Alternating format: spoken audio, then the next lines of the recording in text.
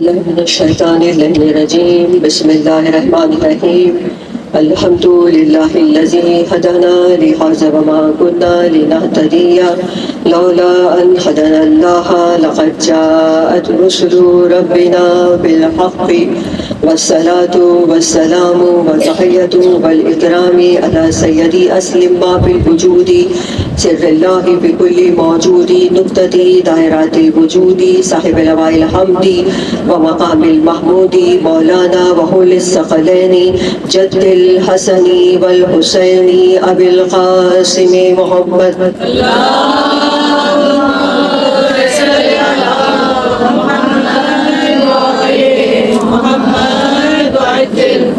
وعلى أهل بيته الطيبين الطاهرين المعصومين المظلومين ولعنة الله على أعدائهم أجمعين من يومنا هذا إلى قيام يوم الدين. أما بعد فقد قال الله تعالى في كتابه المبين وهو أصدق القائلين وقوله الحق. سلام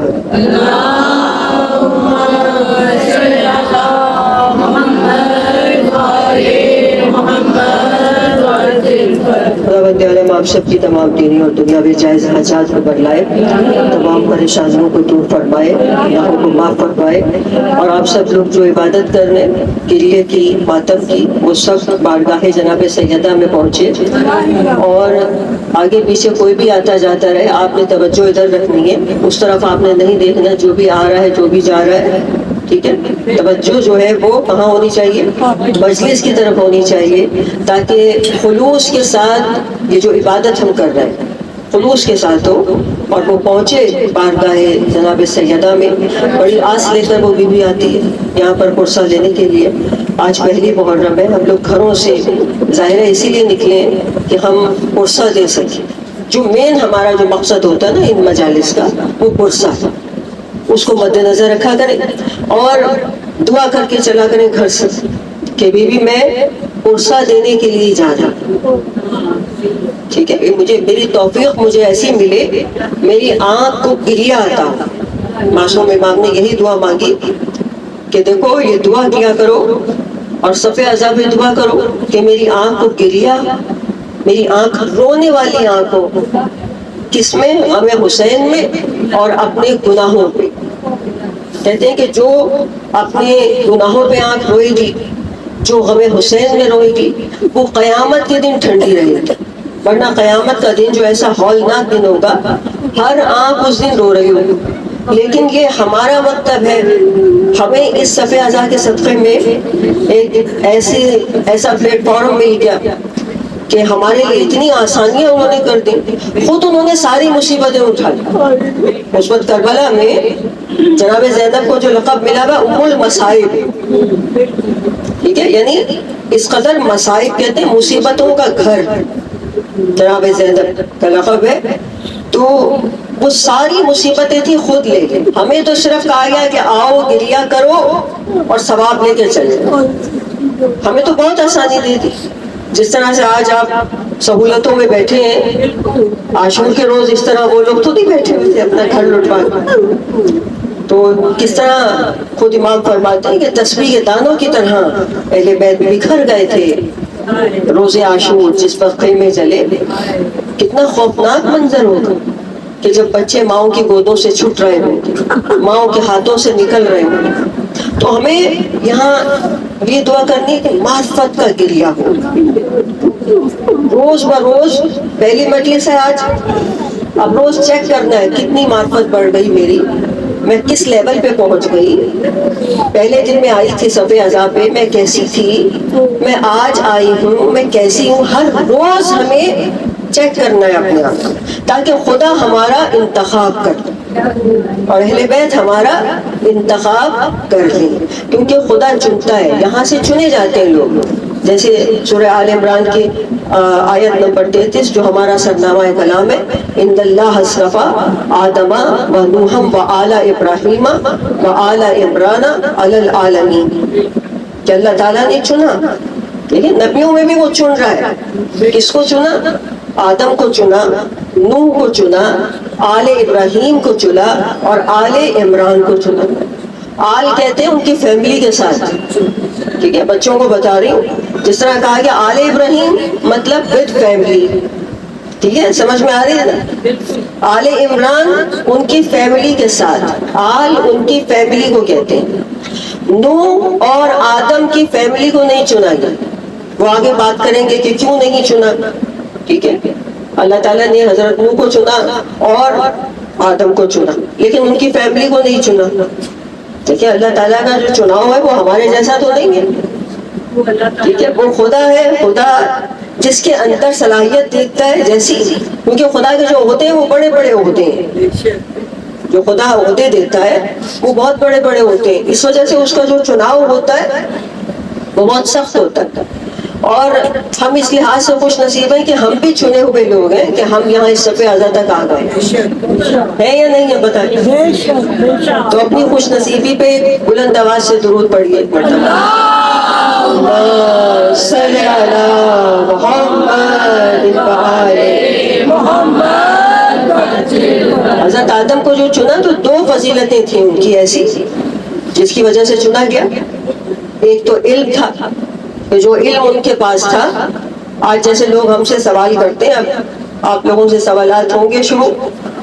پہلی محرم ہو گئی کہ کیوں علی افضل ہے. ٹھیک ہے، آپ کیوں علی کو افضل مانتے ہیں؟ باقی تمام انبیاء سے بعد رسول خدا ہم افضل مانتے ہیں. کیوں مانتے ہیں؟ ٹھیک ہے، اگر کوئی سوال کرے تو آپ الٹا سوال کرتے ہیں. ٹھیک ہے، آپ کیا سوال کریں کہ یہ بتاؤ کہ آدم کیوں افضل تھے. ٹھیک ہے، آدم کیوں افضل تھے؟ علم کی وجہ سے. فرشتوں میں جب مقابلہ ہوا فرشتوں کے ساتھ، فرشتوں سے سوالات کیے گئے، حضرت آدم سے کیے گئے، تو آدم افضل قرار پائے علم کی بدولت. کیونکہ جو سوال اللہ نے پوچھا تھا وہ آدم نے بتا دیا، فرشتے نہیں بتا پائے. جو اسما پوچھے تھے، اللہ نے کچھ نام پوچھے تھے وہ آدم نے بتا دی. تو جس دلیل ہمارے پاس یہی ہے، جس دلیل کی بنا پر آدم افضل ہے اسی دلیل کی بنا پر علی افضل ہے، یعنی علم. ٹھیک ہے، علی کیوں افضل ہے؟ علم کی وجہ سے افضل ہے. جتنے بھی انبیاء بعد رسول خدا اگر علی افضل ہے تو وہ علم کی وجہ سے افضل ہے. بتائیے کہ کبھی کسی سے مولا نے سوال کیا ہو، بلکہ ان کے پاس لوگ آتے رہے سوالات کرنے کے لیے. بلکہ ایک دفعہ تو ایسا ہوا کہ 27 مشکل سوال لوگوں نے جمع کیے. انہوں نے کہا کہ دیکھو اب تک ایسا ہوتا ہے کہ جو سوال ہم کرتے ہیں اس کا جواب یہ فوراً دے دیتے ہیں. اپنی طرف سے انہوں نے بڑی مشکل سے 27 سوال جمع کیے، اور ان کا گمان یہ تھا کہ ہر سوال ایسا ہے کہ علی کہیں گے کل بتاؤں گا، پرسوں بتاؤں گا، سوچ کے بتاؤں گا. لیکن ہوا کیا ہے کہ 7ویں سوال کے بعد بھول گئے. 7ویں سوال کے بعد بھول گئے کہ اگلا سوال کیا تھا. تو مولا نے فرمایا میں بتاؤں کہ اگلا سوال کیا تھا.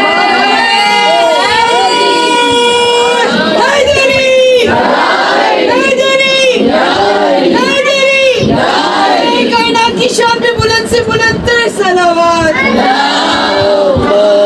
صلی علی محمد. ہم اس علی کے ماننے والے. اب بتائیے کہ کیوں نہ ہم کہیں کہ علی افضل ہے؟ کیوں نہ کہیں؟ ہمارے پاس بہت ساری دلیلیں موجود ہیں، کیوں نہ ہم کہیں کہ علی افضل ہے. اب جو دوسرا عنوان ہے کہ آدم کیوں افضل ہے فرشتوں سے، کیونکہ مسجود ملائکہ، مسجود ملائکہ مطلب ملائکہ نے، فرشتوں نے ان کو سجدہ کیا، ان کے آگے جھکے. اب فرشتوں کے سجدے کا مطلب پتہ ہے آپ کو کیا ہے؟ فرشتہ نام ہے ایک پاور کا، ایک طاقت کا.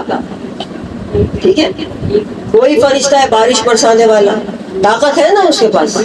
آگے جو بادل گھوم رہے ہیں خود سے تھوڑی گھوم رہے ہیں، فرشتے ہیں جو انہیں گھما رہے ہیں. طاقت ہے نا اس فرشتے کے پاس. یہ جو ہوا چل رہی ہے ہوا کے اوپر فرشتہ مقرر ہے. ٹھیک ہے، ملک الموت کتنا بڑا فرشتہ جو سب کی جانیں قبض کر رہا ہے، اور بعض اوقات ایٹ اے ٹائم کئی لوگوں کو ساتھ لے جاتا ہے.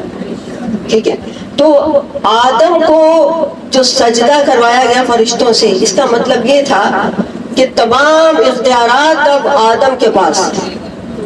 دیکھیں جب کوئی طاقتور آپ کو سجدہ کرتا ہے تو اس کا کیا مطلب ہے کہ اب اس کے پاس جو پاورز ہیں وہ اب آپ کے پاس ہیں. ایسا ہے یا نہیں؟ ٹھیک ہے. تو یہاں یہ بات ہے ساری کہ اور دوسری ایک فضیلت اور بھی تھی. حضرت آدم کی پیشانی میں نور آ گیا تھا. کچھ ہستیوں کا نور آ گیا تھا. اس کی وجہ سے کہتے ہیں کہ وہ سجدے کے قابل ہو گئے. مسجود ملائکہ وہ بن گئے. وہ نور کچھ ہستیوں کا نور تھا. اور اس نور کا آپ سب کو پتا ہے کہ ایک مرتبہ ایسا ہوا کہ رسول خدا کی بارگاہ میں جبرائیل بیٹھے ہوئے تھے. صلی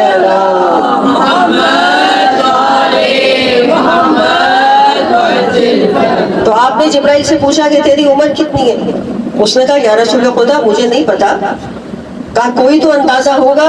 کہا کہ بس مجھے اتنا پتا ہے کہ ایک ستارہ ایسا ہے جو 70,000 سال بعد طلوع ہوتا ہے اور 70,000 مرتبہ میں اسے دیکھ چکا ہوں. تو کہا کہ بس اتنی ہی میری عمر ہے. تو اس وقت انہوں نے کہا کہ ابھی تم اس ستارے کو دیکھو گے تو پہچان لو گے؟ تو کہا کہ ہاں پہچان لوں گا. تو آپ نے حضرت علی سے کہا کہ اپنا امامہ اوپر کرو. جیسے ہی انہوں نے اپنا امامہ اوپر کیا تو جبرائیل نے کہا یہی تو وہ ستارہ ہے.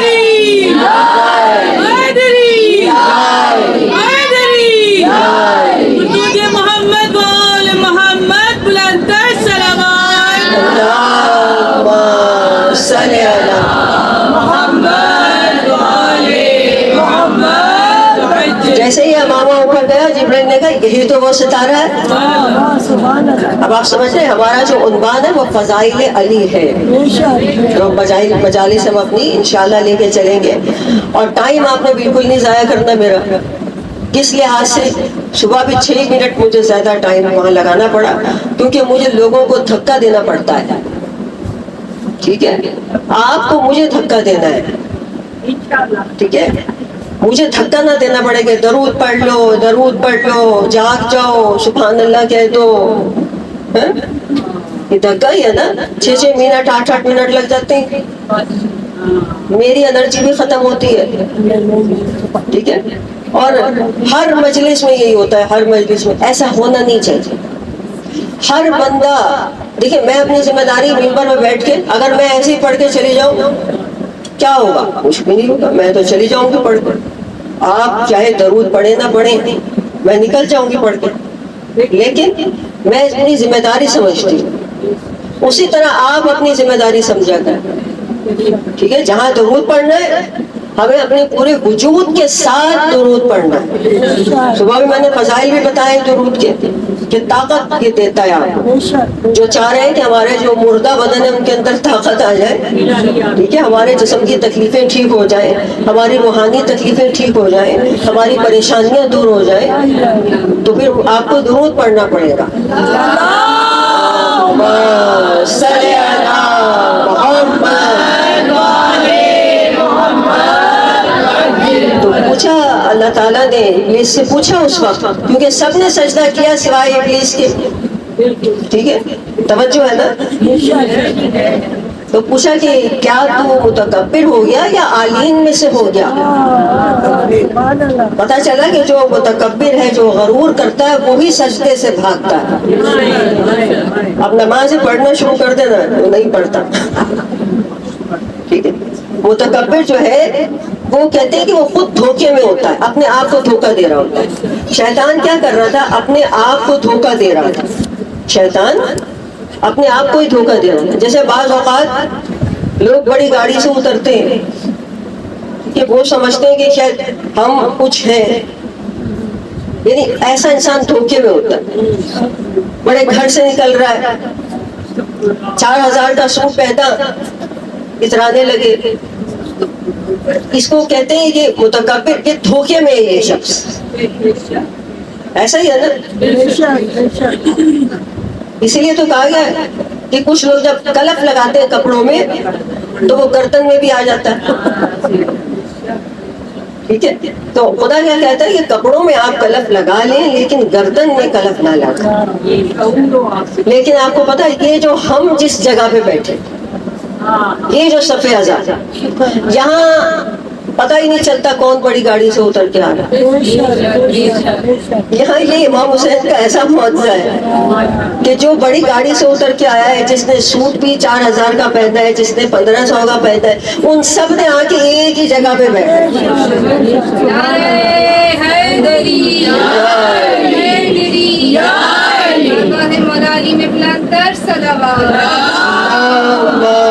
صلی علی محمد. یہ جو لباس ہے یہ ابلیس کے خاندان کا لفظ ہے. اقتباس، لباس کا معنی عربی میں دھوکہ ہے. ٹھیک ہے، اب یہ جو آپ نے کپڑے پہن رکھے دھوکہ ہے. ٹھیک ہے، یہ ہماری حقیقت نہیں ہے. ایسا ہی ہے نا؟ ٹھیک ہے، یہ لباس ہماری حقیقت نہیں ہے. اس لیے جتنا مرضی مہنگا پہن لو، جتنا مرضی سستا پہن لو، یہ تمہاری حقیقت نہیں ہے. تمہاری حقیقت اصل میں وہ روح ہے تمہاری. اس لیے کہتے ہیں، اور اس روح کا لباس کیا ہے؟ اس کا کیا نام ہے؟ تقویٰ. ٹھیک ہے، وہ جو روح کا لباس ہے اس کا نام ہے تقویٰ. اب وہاں کوئی برانڈ نہیں چلتا. ٹھیک ہے، وہاں پہ کوئی برانڈ نہیں چلتا. آج کل ایک بڑا ایشو بنایا جا رہا ہے ایک چیز کو کہ بھائی یہ خواتین برانڈ کے پیچھے بھاگ رہی ہیں، یہ کپڑے بنا رہے ہیں. ایک میں نے مولانا کا کلپ سنا، اس میں کہ وہ کہہ رہے تھے کہ آپ ایسا کریں کہ محرم سے پہلے جو آپ نے سوٹ بنائے ان کو 2-4 دفعہ رگڑ دیں. ٹھیک ہے، گھر میں پہن کے ان کو پہلے بوسیدہ کریں، پھر آپ ان کو محرم میں پہن دیں. یعنی خوب ایک وہ بنا. آپ ایک چیز کو ایشو نہ بنائیں، کیونکہ دیکھیں مجھے خود اچھی طرح سے یاد ہے کہ ہم خود جا کے اکثر ہوتا تھا کہ کالا کپڑا ڈھونڈنے سے نہیں مل رہا ہوتا، کالا پرنٹ نہیں مل رہا ہوتا تھا. ہم جا کے دکانداروں سے شکوہ بھی کرتے تھے کہ ہمارے لیے کوئی یہاں بھی تم نے اس وقت نہیں انتظام کیا ہوا. اب اگر انہوں نے انتظام کر دیا تو اب آپ دوسری طرف نکل گئے. لیکن اگر سادگی لانی ہے تو سادگی کا تو اوور آل حکم ہے اسلام میں. پوری زندگی میں پھر سادگی لاؤ، کھانے سے لے کے پہننا، جو صرف محرم میں نہیں، سادگی تو پوری زندگی کے لیے.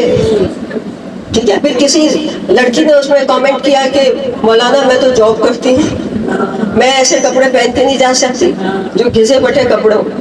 میں نے بھی کامنٹ کیا، میں نے کہا مولانا نہانے دھونے کی اجازت ہے یا نہیں؟ صحیح بات ہے. ٹھیک ہے، تو بات کیا ہے، ہم ایک بہت بڑے مکتب کے نمائندے ہیں. میں ہی سمجھتی ہوں غم اپنی جگہ پر ہے، منانا بھی ہے، سادگی بھی رکھنی ہے، لیکن ہم نمائندے ہیں اس وقت ایک بہت بڑے مکتب کے. ہم ٹیچر حالت میں نہیں نکل سکتے. ٹھیک ہے، کیونکہ ہمیں دنیا اس وقت دیکھ رہی ہے. اور معصومین کا یہ قول ہے کہ اپنے زمانے کے اعتبار سے زندگی گزارو. ٹھیک ہے، اپنے زمانے کے اعتبار سے تمہیں زندگی گزارنی ہے. اگر ہم زمانے سے ہٹ کے چلیں گے تو کون اس صفحے عذاب پہ آ کے بیٹھے؟ ٹھیک ہے، کہ یہ تو کون لوگ ہیں، یہ تو پچھلی صدی کے لوگ چل رہے ہیں، جبکہ اسلام تو جدید مذہب ہے. ٹھیک ہے، تو اسلام یاد رکھیں کہ سادگی کا حکم دیتا ہے کہ آپ، لیکن ایک مومن کو کہا گیا کہ وہ اپنا ظاہر اچھا رکھے. یہ بھی حکم دیا گیا کہ اس کا ظاہر اچھا ہو تاکہ دوسرا اسے دیکھ کے متاثر ہو اس سے. اسلام آپ کو یہ نہیں کہتا کہ آپ اپنے کپڑے پھاڑ لیں، ٹھیک ہے، آپ نہائیں نہ، یہ تو اسلام میں بالکل بھی چیز نہیں ہے. اور اگر کچھ وقتوں پہلے ہوتی رہی تھی تو وہ ان کے علم کی کمی کی وجہ سے ہو رہی تھی. ٹھیک ہے، کیونکہ وہ شریعت سے واقف ہی نہیں تھے. درود پڑھ لیجیے بابا جی.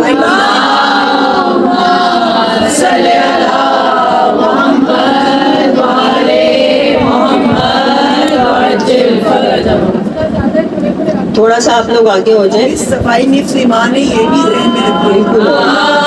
صلی علی محمد. اتنے قیمتی لوگ ہمارے پاس ہیں کہ میں آپ کو کیا بتاؤں. محمد جی بات کر دو. ایک چیز یہ بھی ہے کہ کہتے ہیں کہ ہمارے بڑے ایسے کرتے ہیں تو ہم بھی ایسے ہی کریں. نہیں، وہ لوگ غلط سیکھنا ہی کئی لوگ ابھی تک سیکھنا نہیں چاہتے. لیکن بڑے غلط ہے یہ بات. یہی میں کہہ رہی ہوں ہم ایسے ہی کرتے تھے اور کئی لوگ سیکھنا ہی نہیں چاہتے. ہاں بالکل ایسا نہیں ہونا چاہیے. اور میں نے بہت دفعہ مجالس میں اس چیز کو بات کی ہے، اس چیز کو کہ آپ، کیونکہ معصومین کا یہی فرمان ہے کہ آپ جیسا زمانہ ہو آپ کو ویسے چلنا پڑے. بھی 1 منٹ ہے، 100 سال کے بعد قرآن کی تفسیر بھی چینج ہو جاتی ہے زمانے کے حساب سے. وہ زمانے کے حساب سے نئے مطالب جو ہیں وہ سامنے آتے ہیں. اسی لیے نا کہ نئے زمانے کے مطابق تفسیر کرنی ہے تو قرآن کی تفسیر بھی چینج ہو جاتی ہے. اس میں یہ بھی ہے کہ سال کے بعد ابھی اگر آج آپ روزوں میں دیکھیں، ٹھیک ہے، وہاں کیا غربت نظر آ رہی ہے آپ کو؟ اس قدر ماشاءاللہ رونق، نئی سے نئی چیز جدت، ٹھیک ہے، جو چیز آپ کو یہاں نہیں مل رہی وہ آپ کو وہاں نظر آ رہی ہے. کیوں کر رہے ہیں؟ ٹھیک ہے، وہاں کیوں نہیں خاک اڑا کے رکھتے؟ نہیں ہے حکم، کیونکہ زمانہ ایسا ہے. جیسا زمانہ ہوگا ویسا آپ کو کرنا پڑے گا، ویسے آپ کو چلنا پڑے گا. ہاں آپ اپنے دائرے کے اندر رہیں، ٹھیک ہے، آپ اپنے دائرے کے اندر رہیں، لیکن آپ کا مکتب اتنا بڑا ہے، اتنے بڑے آپ مکتب کے نمائندے بن کے گھر سے نکلتے ہیں. آپ کی اگر چادریں بھی آپ نے اوڑھ رکھی ہیں تو وہ طریقے کے ساتھ. میں تو ہمیشہ بات کی ہے کہ جو پیدل چل رہے ہیں چلنا بھی اپنا ٹھیک کریں، اپنی چال کو بھی ٹھیک کریں، ٹھیک ہے، اپنے لباس کو، بے شک کہ لباس کم قیمت ہی کیوں نہ ہو، لیکن لباس آپ کا ٹھیک ہو، آپ کی چادر ٹھیک ہو، آپ کا چلنا ٹھیک ہو، آپ کا بولنا ٹھیک ہو. ٹھیک ہے، ہر کسی سے بات کرنے کی ضرورت نہیں، مطلب لگے کہ ہاں کسی مکتب کے ماننے والے جا رہے ہیں. ٹھیک ہے، یعنی پورے اس کے اوپر کنٹرول کر کے آپ کو، کیونکہ دنیا آپ کو دیکھ رہی ہے، کیونکہ ہمیں اس صفحے عذاب پر دوسروں کو کھینچ کے بلانا ہے. کیونکہ معصومین نے یہی کہا تھا کہ لوگ دیکھیں گے تمہیں، پہچانیں گے ہمیں. ٹھیک ہے، اب ہم ماننے والے اگر اپنا حلیہ خراب کر لیں گے تو لوگ کہیں گے بھئی یہ پتہ نہیں کس کے ماننے والے ہیں جن کے حلیے اتنے خراب ہیں. تو مس گائیڈ نہیں کرنا چاہیے عوام کو، لوگوں کو اس طرح نہیں کرنا چاہیے. دیکھیں ہمارے کتنے قیمتی لوگ ہمارے پاس ہیں، جو میں آپ کو تعارف کروا رہی ہوں. الغدیر کتاب آپ نے سنی ہے نا؟ کس نے لکھی؟ 22 جلدیں، علامہ امینی نے. ٹھیک ہے، اب اس کا ترجمے کے ساتھ یہ موجود ہے زیارت.com، آپ لوگوں نے ضرور پڑھنا. ٹھیک ہے، زیارت.com پہ نکالیں اس کو پڑھنا شروع کریں، کیونکہ ایک ظاہر ہے کہ مجالس کے عشروں کے اندر وہ ساری چیزیں نہیں ہو سکتی، اور کچھ چیزیں ایسی ہیں جو پڑھی بھی نہیں جا سکتی. اب اس کتاب کا جو موضوع ہے وہ ولایت علی ابن ابی طالب. صلی اللہ محمد. اتنی گرہ قدر کتاب ہے 22 جلدوں پہ کہ علامہ امینی کی سمجھنے پوری زندگی اس کتاب میں گزر گئی. یہ دیکھیں آپ، اور ان کے آپ حالات زندگی پڑھیں کہ وہ اس قدر امیر المومنین کے رنگ میں رنگے ہوئے تھے. یعنی دیکھیں جب وہ یہ کتاب دراصل انہوں نے ولایت کے دلائل پہ لکھی، جگہ جگہ سے اس میں آپ کو ایک ایک واقعے کے 10 ریفرنس ملیں گے. کہ ایک واقعہ آپ کسی کو سنائیں گے، وہ کہے گا ریفرنس، آپ ایک ریفرنس دے دیں گے. وہ کہے گا ہم نہیں اس کو مانتے، آپ دوسرا دے دیں، تیسرا ریفرنس دے دیں، کہیں تو پکڑا جائے گا.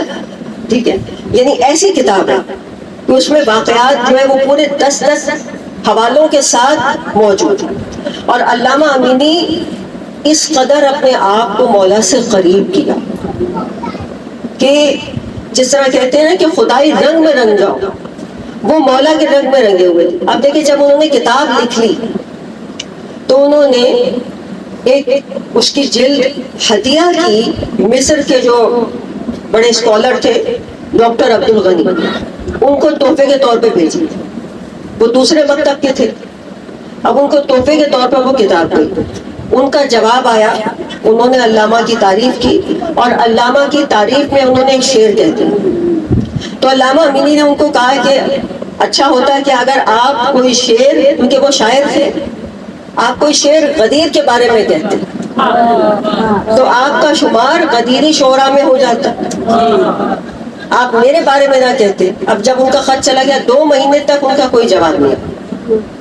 2 مہینے کے بعد ڈاکٹر صاحب نے خط لکھا اور اپنا کلام بھیجا اور انہوں نے کہا کہ میں معذرت چاہتا ہوں کہ میں اتنے دن سے جواب نہیں لکھ سکا کیونکہ میری بیٹی بیمار ہو گئی تھی.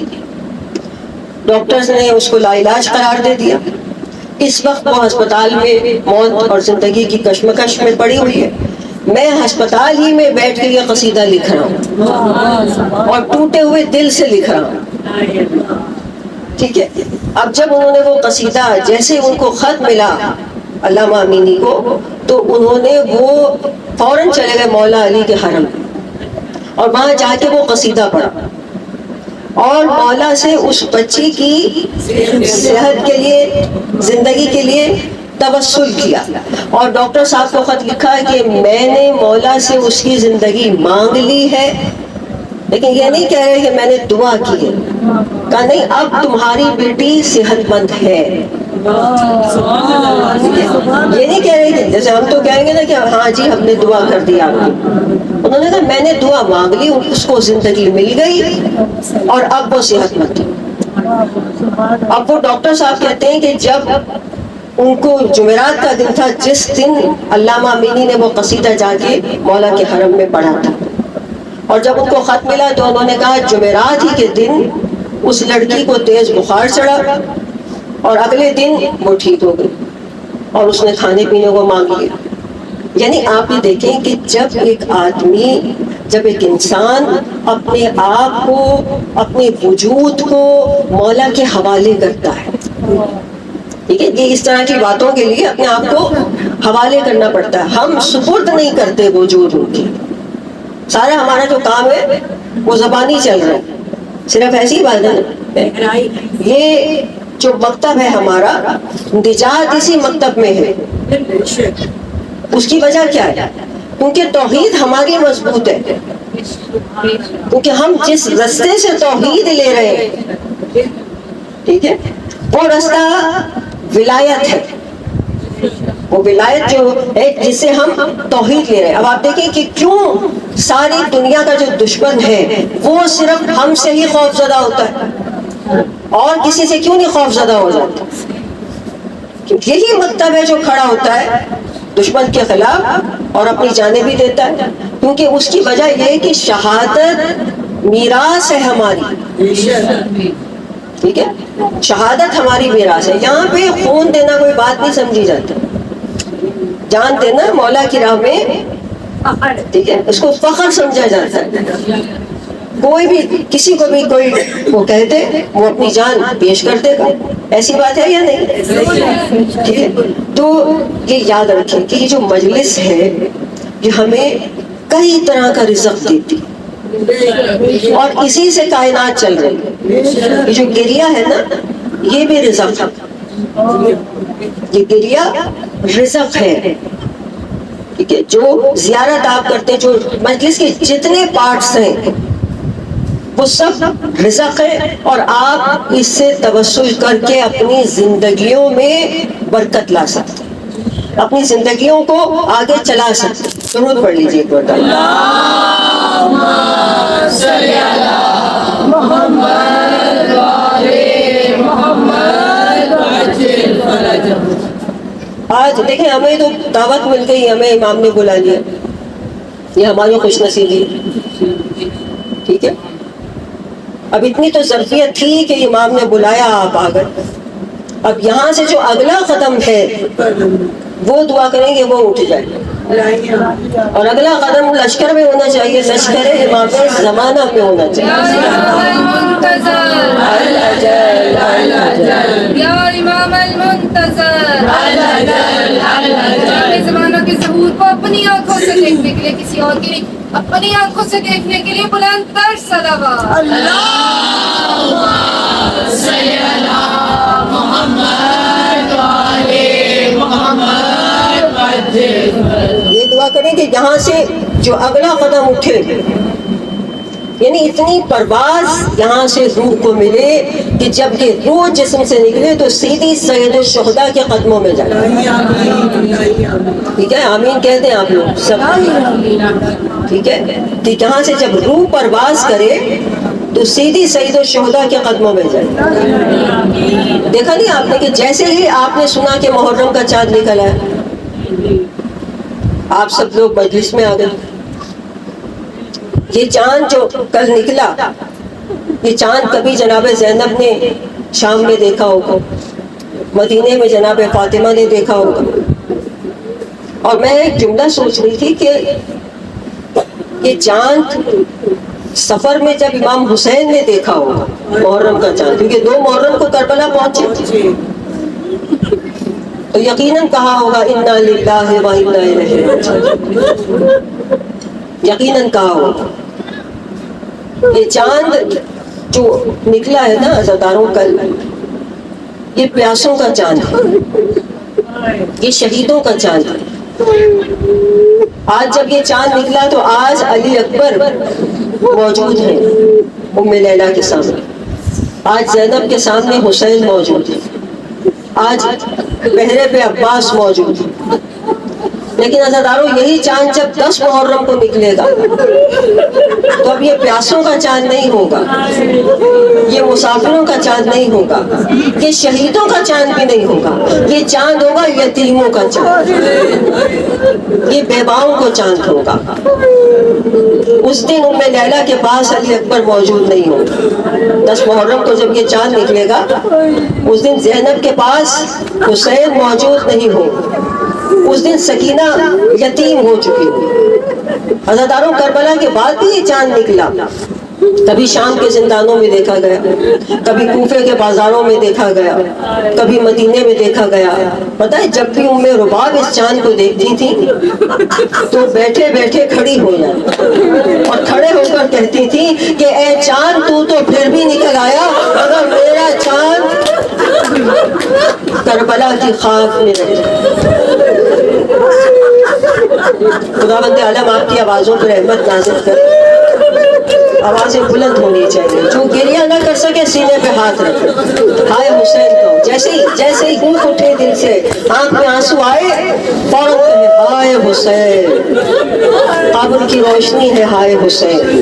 جو ہائے حسین کہتا ہے حسین خود استقبال کے لیے آتے ہیں قبر پہ. اے میرے عزادار تو آ گیا، اے مجھ پہ رونے والے، میرے مصائب پہ رونے والے تو آ گیا. عزاداروں راوی کہتا ہے کہ ہمارے چھٹے امام باقاعدہ اہتمام کرتے تھے مجلس کا. جیسے ہی چاند نکلتا تھا امام کے گھر سے کہتے ہیں ایسے آواز بلند ہوتی تھی گریے کی، ایسے امام روتے تھے جیسے بوڑھی ماں جوان بیٹے کو روتے. امام مجلس کا اہتمام کرتے تھے.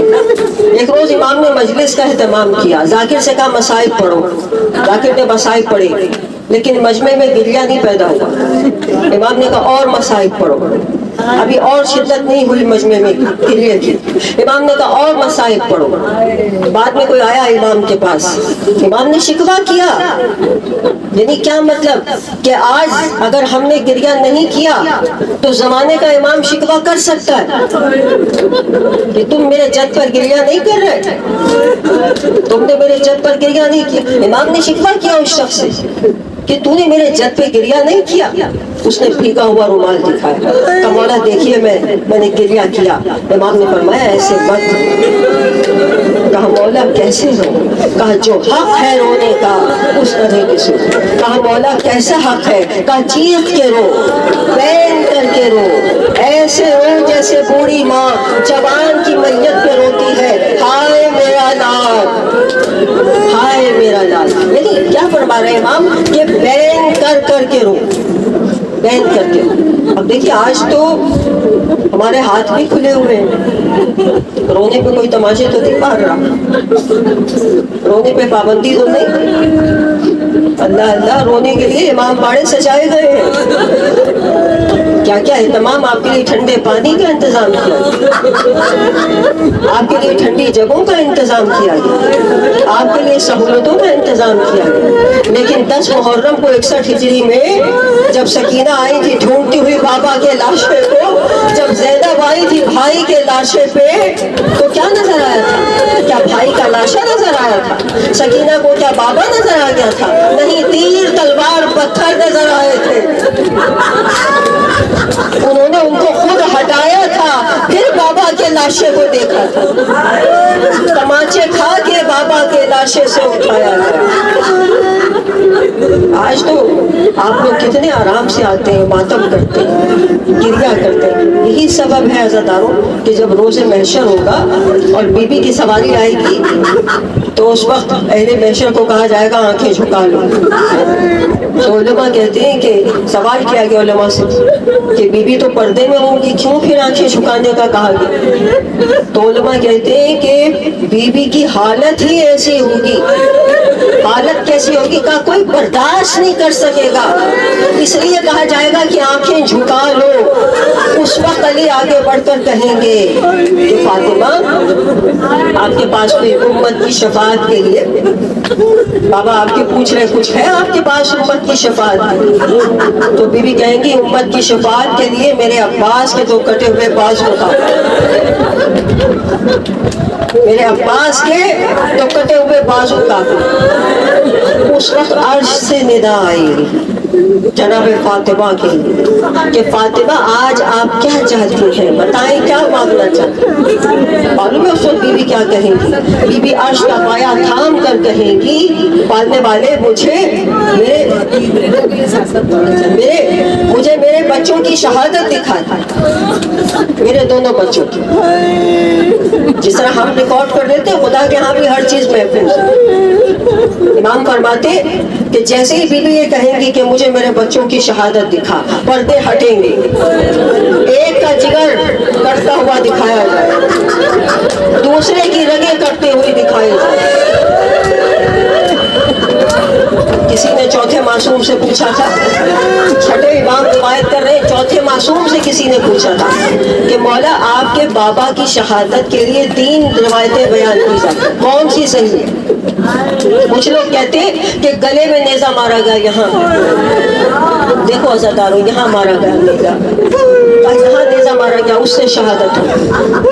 कुछ लोग कहते हैं कि ऊंट की तरह नहर किया गया, ज़रबतें मार मार के ऊंट को ज़रबतें मार मार के ज़िबा किया गया। तीसरी रिवायत यह कि शिम्र ने पसे गर्दन से खंजर चला के ज़िबा किया। तो बोला कौन सी रिवायत से? जैसे ही इमाम से ये पूछा गया मेरा मौला हज़ारों कतार रोने लगा। मेरा चौथा इमाम बैन कर करके रोने लगा, वाह मज़लूमा, वाह हुसैना, वाह गरीबा।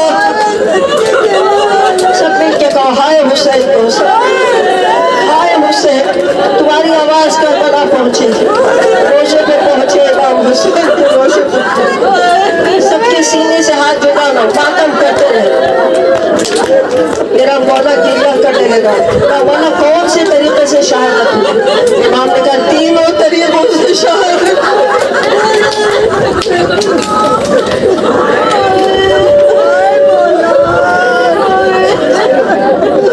तीनों तरीकों से शहादत हुई।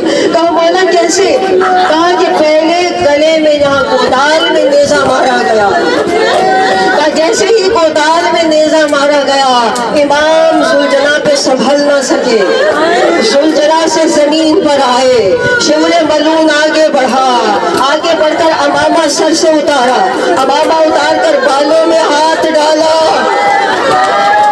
अब ज़रबतें चलनी शुरू हुई। शिमले मलून ने पहले ज़रबतें चलाई, तब पहली ज़रबत चली, सारे अंबिया खड़े थे, सारे अंबिया खड़े थे। तब पहली ज़रबत चली, सब अंबिया मौजूद थे, ज़रबतें चलती रहीं। आदम आगे बढ़े, या रसूल अल्लाह मैं नहीं देख सकता, मुझे माफ कीजिए, माजरत करके चले गए। कुछ देर के बाद मुँह आगे बढ़े, या रसूल अल्लाह मैं भी नहीं देख सकता। फिर इब्राहिम आगे बढ़े, या रसूल अल्लाह जब इस्माइल को मैं ज़िबा कर रहा था मैंने तो उस वक्त भी आंखों पे पट्टी बांध दी, मैं भी नहीं देख सकता, वो भी चले गए। ज़रबतें चलती रहीं। उसके बाद रसूल खुदा आगे बढ़े, या अली तुम जानो ज़हरा जाने, मातम ना रुके ज़दारों, मातम करते हाय हुसैन कहते, हाय हुसैन, या अली तुम जानो ज़हरा जाने। कुछ देर के बाद अली आगे बढ़े, या फातिमा आप जाने हुसैन जाने। एक बार फातिमा आगे बढ़ी, आगे बढ़ी, अपने हाथ हुसैन की गर्दन से नीचे रखी,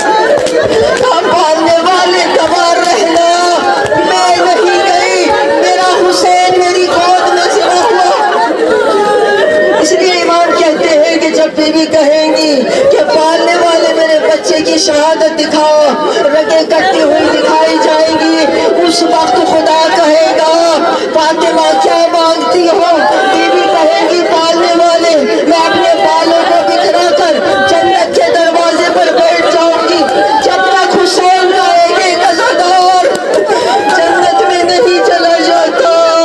फातिमा जन्नत में नहीं